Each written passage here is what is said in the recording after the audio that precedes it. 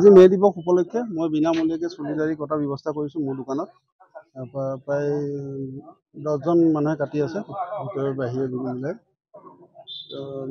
সেয়াই আৰু মে দিৱস বাৰু শ্ৰমিকসকলকনো কিনো দিম, সেইখনকে সহায় কৰি দিছোঁ তেওঁলোকক।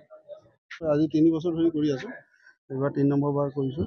ভাল লাগে, তাৰমানে মানুহৰ এনেকুৱা উৎসাহ দেখিছোঁ, মানুহ চব ওলাই আহিছে শ্ৰমিকসকল। আজি শ্ৰমিক দিৱস উপলক্ষে কাম বনো মানুহে যোৱা নাই, কাম কৰা নাই, সেইকাৰণে চব ওলাই আহিছে চুলি দাড়ি কাটি অলপ ফ্ৰেছ হওঁ বুলি কৰি দিছোঁ আৰু ৰাইজৰ সহায় হোৱাকৈ। বছৰ ধৰি এইটো কামেই কৰি আহিছোঁ আৰু বছৰত এদিন শ্ৰমিকসকলৰ কাৰণে নিজকে নিজে শ্ৰমিকসকলৰ নামত উৎসৰ্গা কৰিছোঁ।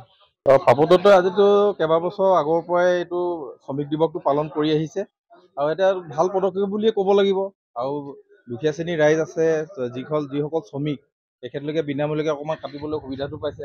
এটা যুৱ সমাজত এজন আমাৰ অসমীয়া ল'ৰাই যেনেকৈ মানে হেৰি কৰিছে, দোকান খুলি পেলাই চেলুনবিলাক হেৰি কৰি পেলাই অগ্ৰগতি আগবাঢ়িছে,